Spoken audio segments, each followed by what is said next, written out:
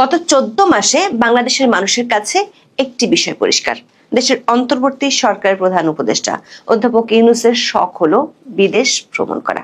14 মাস ক্ষমতায় থেকে 14টি দেশ ঘুরে ফেলেছেন। ইংরেজিতে যাকে বলা যায় ফ্রিকোয়েন্ট ফ্লায়ার, মানে যিনি নিয়মিত সরকারি টাকায় আকাশে উঠতে ভালোবাসেন।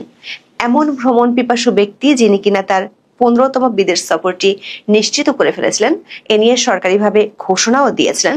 কিন্তু কয়েক ঘন্টার ব্যবধানে সেই ফ্রিকোয়েন্ট ফ্লায়ারকে আরেকটি ঘোষণা দিয়ে বলতে হলো না, তিনি সৌদি আরব সফরে যাচ্ছেন না, বাতিল করা হয়েছে সেই সফর। প্রশ্ন হলো, কেন ঘোষণা দিয়েও এত শখের এত স্বাদের সফরটি বাতিল করতে হলো অধ্যাপক ইউনূসকে? সূত্রগুলো বলছে, যমুনার স্রোতে উল্টো হাওয়া বইছে, সে হাওয়ায় আপাতত গৃহদাহ ঠেকাতে দেশ ছেড়ে মাত্র 3 দিনের জন্য যাওয়াটা ঠিক মনে করছেন না শান্তিতে নোবেল বিজয়ী। অধ্যাপক ইউনূসের উপদেষ্টা পরিষদের 7 সদস্যকে নিয়ে রীতিমতো গৃহদাহ শুরু হয়েছে তার পারিষদ আর মিত্র 3টি প্রধান রাজনৈতিক দলের মধ্যে। এর মধ্যে 6 জন পূর্ণাঙ্গ উপদেষ্টা এবং 1 জন বিশেষ সহকারী আছেন। এই 7 সদস্যের পতন ঠেকাতে যার পর নাই চেষ্টা করে যাচ্ছেন অধ্যাপক ইউনূস। পদত্যাগ না করিয়ে কোনো মতে পারিষদে রাখা যায় কি না তার জন্য 2 উপদেষ্টাকে গত কয়েক সপ্তাহ ধরে এক ধরনের ওএসডি বা নিষ্ক্রিয় করে রাখা হয়েছে। মানে তাদের মন্ত্রণালয় আছে, কিন্তু তাতেও পরিস্থিতি নিজের অনুকূলে আনতে পারেননি তিনি। আবার মিত্র 3টি রাজনৈতিক দল থেকে আলাদা আলাদা অভিযোগ আসায় কাঠটা রেখে কাঠটা বাদ দিবেন তা নিয়ে অধ্যাপক ইউনূস পড়েছেন বিপাকে। এর মধ্যে জ্বালানি উপদেষ্টা ফাজুল কবির খান নিজে বিষয়টি নিয়ে ফেসবুকে পোস্ট দেয়, বিষয়টি আরো জমে উঠেছে। বিস্তারিত জানতে চলুন যাওয়া যাক বিশ্লেষণে।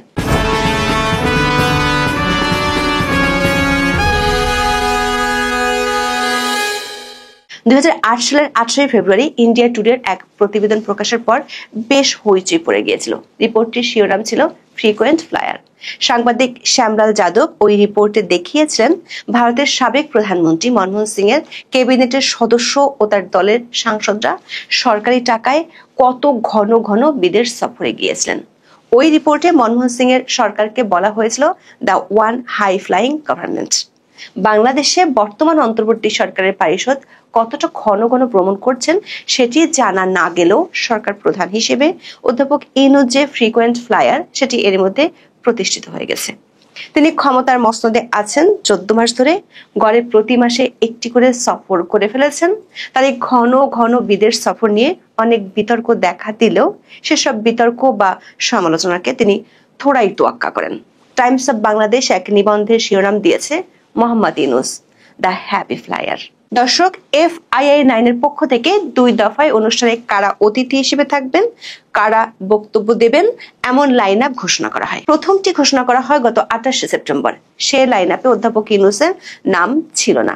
সবশেষ লাইন আপ ও অতিথি লিস্টটি ঘোষণা করা হয় গত 20 অক্টোবর, যেখানে আমরা দেখতে পাচ্ছি আমন্ত্রিত অতিথিদের মধ্যে অধ্যাপক ইউনূসের নাম 4 নম্বরে রাখা হয়েছে।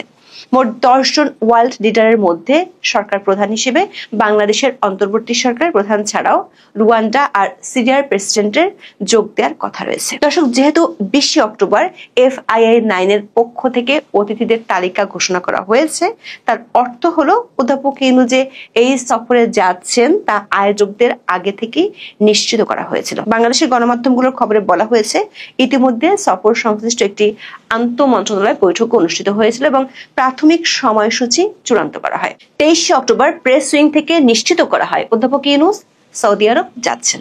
কিন্তু কয়েক ঘন্টার ব্যবধানে গণমাধ্যমে খবর আসে অধ্যাপক ইউনূসের সৌদি আরব সফর বাতিল করা হয়েছে। দর্শক, 14 মাসে নিজের ইচ্ছের বিরুদ্ধে এমন সিদ্ধান্ত অধ্যাপক ইউনূসকে তৃতীয়বারের মতো নিতে হলো।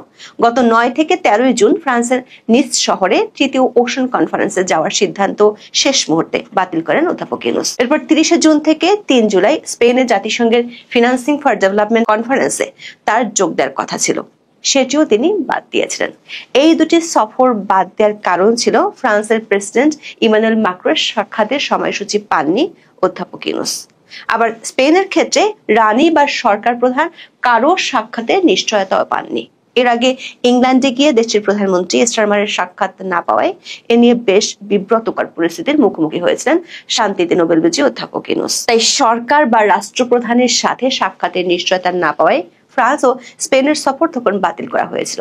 কিন্তু এবার সৌদি সফরের আগে ডক্টর ইউনূসের দপ্তর থেকে নিশ্চিত করা হয়েছিল সৌদি যুবরাজ ও প্রধানমন্ত্রী মোহাম্মদ বিন সালমানের আমন্ত্রণে অধ্যাপক ইউনূস সৌদি আরব যাচ্ছেন। তাহলে প্রশ্ন হলো, ঘোষণা দিয়ে সব প্রস্তুতি শেষ করেও কেন কয়েক ঘন্টার মধ্যে সফরটি বাতিলের ঘোষণা দেয়া হলো? সূত্রগুলো বলছে, নিজের উপদেষ্টার পরিষদের 7 সদস্যকে নিয়ে বেশ ঝামেলার মধ্যে পড়ে গেছেন অধ্যাপক ইউনূস। এর মধ্যে 6 জন হলেন পূর্ণাঙ্গ উপদেষ্টা আর 1 জন বিশেষ সহকারী। এই 7 জনের বিতর্কিত ভূমিকার জন্য অধ্যাপক ইউনূসের কাছে পাল্টি অভিযোগ করেছে সরকারের মিত্র প্রভাবশালী রাজনৈতিক দলগুলো। প্রথমে গত 21শে অক্টোবর যমুনায় অনুষ্ঠিত বৈঠকে বিএনপি 3 জন উপদেষ্টা ও 1 জন বিশেষ সহকারীর বিরুদ্ধে অভিযোগ করে। বিবিসি বাংলার খবরে বলা হয়েছে, সেই বৈঠকে বিএনপি নেতারা কয়েকজন উপদেষ্টার বিরুদ্ধে পক্ষপাতিত্বের অভিযোগ তোলেন। বিএনপির অভিযোগ, প্রশাসনে ও পুলিশে বদলি পদায়ন সহ বিভিন্ন ক্ষেত্রে জামাত ইসলামের পক্ষে কাজ করছেন ওই উপদেষ্টারা। বিবিসি বাংলা বলছে, বিএনপি সেই বিতর্কিতদের তালিকায় 1 নম্বরে রয়েছেন জ্বালানি উপদেষ্টা ফাউজুল কবির খান। বিএনপির অভিযোগ মূলত জনপ্রশাসন সম্পর্কিত উপদেষ্টা পরিষদের কমিটি নিয়ে। সেই কমিটির সদস্য হিসেবে আছেন জনাব ফাউজুল কবির। বিবিসির দাবি, এই কমিটির আরেকজন সদস্য মন্ত্রিপরিষদ বিভাগের সচিব শেখ আব্দুর রশিদের নাম উল্লেখ করে তার বিরুদ্ধে একটি বিশেষ দলের প্রতি পক্ষপাতিত্বের অভিযোগ জানিয়েছে বিএনপি। উপদেষ্টা ফাউজুল কবির খান নিজের ফেসবুক ওয়ালে বিষয়টি নিয়ে পোস্ট দিয়েছেন। পোস্টে তিনি বঙ্গগ্রাফ নামের একটি ফেসবুক পেজের 3টি ফটোকার্ড শেয়ার করেছেন। উপদেষ্টা ফাউজুল কবির খান লিখেছেন, প্রধান উপদেষ্টার সাথে 3 রাজনৈতিক দলের বৈঠকে উপদেষ্টাদের নিরপেক্ষতা সম্পর্কে প্রশ্ন উঠেছে। একটি দলের তালিকায় তার নিজের নামও আছে। আত্মপক্ষ সমর্থন করে তিনি বলেছেন, পক্ষপাত দুষ্ট চিন্তা করতে ও সিদ্ধান্ত গ্রহণে অভ্যস্ত নন তিনি। সবসময় কোনরূপ অনুরাগ বিরাগের বশবর্তী না হয়ে সরকারের সিদ্ধান্ত নিয়েছেন বলে দাবি করেন এই উপদেষ্টা। এরপর তিনি লেখেন, তবুও প্রশ্ন যেহেতু উঠেছে, এর নিষ্পত্তি করতে হবে। অন্তর্বর্তীকালীন সরকারের প্রধান উপদেষ্টা বৃন্দ, বিশেষ সহকারী বৃন্দ, চুক্তিভিত্তিক নিয়োজিত সকল কর্মকর্তাদের কেউই যে দলই সরকার গঠন করুক না কেন পরবর্তী নির্বাচিত সরকারের কোনো লাভজনক পদে কেউই অংশ নিতে পারবেন না, এই মর্মে একটি অধ্যাদেশ জারি করলে এর সমস্যার শুরু হতে পারে বলে তিনি মনে করেন। তবে নির্বাচনের তফসিল ঘোষণার আগে যারা অন্তর্বর্তীকালীন সরকার থেকে পদত্যাগ করবেন তাদের ক্ষেত্রে এই বিধান প্রযোজ্য হবে না বলে মত দিয়েছেন তিনি। দর্শক, বিবিসি বাংলার খবরে আরো বলা হয়েছে, প্রধান উপদেষ্টার বিশেষ সহকারী খোদাবক্স চৌধুরী স্বরাষ্ট্র মন্ত্রণালয়ে কাজ করেন। ওই মন্ত্রণালয় উপদেষ্টার পরে মিস্টার চৌধুরীর অবস্থান। বিএনপি নেতারা প্রধান উপদেষ্টার কাছে খোদাবক্স চৌধুরীর বিরুদ্ধে একটি দলের প্রতি পক্ষপাতিত্বের অভিযোগ দিয়েছেন। দৈনিক প্রথম আলোর এক খবরে বলা হয়েছে, তথ্য উপদেষ্টা মাহফুজ আলম এবং স্থানীয় সরকার উপদেষ্টা আসিফ মাহমুদ সজীব ভুঁইয়ার দিকে আঙ্গুল তুলেছে বিএনপি। এদের 2 জনকে সরিয়ে দিতে বলা হয়েছে। তবে এসব উপদেষ্টা ও বিশেষ সহকারীর সাথে বিবিসি বাংলা ও প্রথম আলোর পক্ষ থেকে যোগাযোগ করা হলেও কোনো সাড়া মেলেনি। বিএনপির বন্ধু থেকে এখন শত্রুতে পরিণত হওয়া জামাত ইসলামীও পরদিন অধ্যাপক ইউনূসের সঙ্গে বৈঠকে গিয়ে কিছু উপদেষ্টার বিষয়ে তাদের আপত্তি জানিয়েছে। বিবিসি বাংলার খবরে বলা হয়েছে, জামাতের অন্য একাধিক নেতার সঙ্গে কথা বলে সংবাদ মাধ্যমটির কাছে মনে হয়েছে অর্থ উপদেষ্টা সালাউদ্দিন আহমেদ সহ কয়েকজন উপদেষ্টার ব্যাপারে তাদের আপত্তি রয়েছে। সরকারের একাধিক সূত্র থেকে জানা গেছে, জামাত ইসলামী আইন উপদেষ্টা আসিফ নজরুল এবং পরিকল্পনা উপদেষ্টা ওয়াহিদুদ্দিন মাহমুদের ব্যাপারে তাদের আপত্তির কথা জানিয়েছে। জামাতের নেতা মনে করেন, এই 3 উপদেষ্টার সাথে বিএনপির ঘনিষ্ঠ যোগাযোগ রয়েছে এবং তারা বিএনপির হয়েই কাজ করছেন। বুধবার জামাতের পরপরই এনসিপি গিয়েছিল প্রধান উপদেষ্টার সরকারি বাড়ি যমুনায়। তারাও তাদের অপছন্দের উপদেষ্টাদের নিয়ে নালিশ জানিয়ে আসে। এনসিপির জামাতের মতো আসিফ নজরুল, ওয়াহিদুদ্দিন মাহমুদ এবং সালাউদ্দিন আহমেদের ব্যাপারে আপত্তির কথা প্রধান উপদেষ্টাকে জানিয়েছে। এর বাইরে তারা গণপূর্ত উপদেষ্টা আদিলুর রহমান এবং পররাষ্ট্র উপদেষ্টা মোহাম্মদ তৌহিদ হোসেনের ব্যাপারে আপত্তি জানিয়েছে। বিশেষ করে ভারতের সাথে চুক্তি বাতিলের ইস্যুটি নিয়ে উপদেষ্টা আসিফ মাহমুদের অপপ্রচারের বিষয়টি প্রকাশ্যে ধরিয়ে দেওয়ার পর এনসিপি বেজায় চটেছে পররাষ্ট্র উপদেষ্টার উপর। তবে এনসিপি চায় না কোনোভাবেই তাদের 2 ছাত্র উপদেষ্টাকে অধ্যাপক ইউনূস বাদ দিক। দলটির একটি সূত্র বলছে, এনসিপি 2 ছাত্র উপদেষ্টার বিষয়টি নিয়ে বিএনপির সাথে নেগোসিয়েশনের চেষ্টা করছে। এরই মধ্যে কিছুটা সফল হয়েছে। 2 ছাত্র উপদেষ্টা যদি আগামী নির্বাচনে অংশ নেয় তাহলে তাদের জন্য 2টি আসন বিএনপি ছেড়ে দিতে পারে।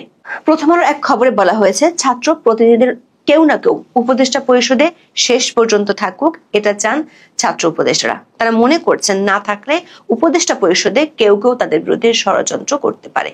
প্রথম আলোর দাবি, অন্তর্বর্তী সরকারের শীর্ষ পর্যায় থেকে 2 ছাত্র প্রতিনিধি উপদেষ্টাকে সেপ্টেম্বরের মাঝামাঝি সময়ের মধ্যে পদত্যাগের পরামর্শ দেওয়া হয়েছিল, কিন্তু তারা আরো সময় নিতে চেয়েছেন।